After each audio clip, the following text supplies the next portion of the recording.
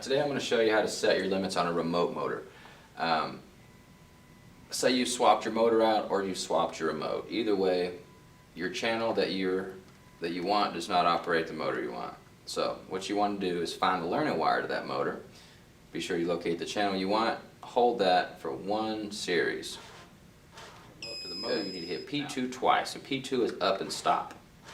So I'm going to hit P2 one time, 2 times, 3rd time, it's going to jog and beep.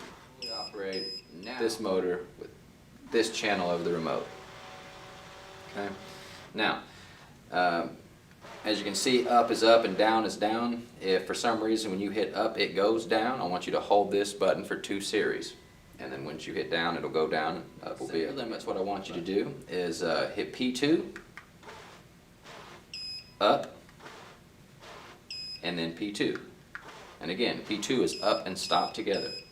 Alright, you get that series of beeps, then you close to where you want to go. You can either hit stop or you can hit P2 and it'll jog, right? You can take it up or down, whatever you want to do.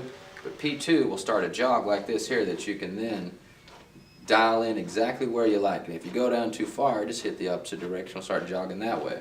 Alright, but get it where you want it and hit stop. I want this to beep 4 times. But you push this button 5 times, it's going to beep 4 and jog once and beep with you. So once you got that there,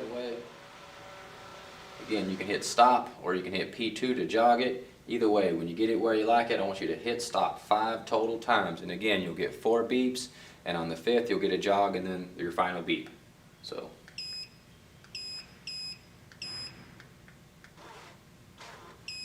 Now, your limits are set, and they'll operate to the limits that you chose.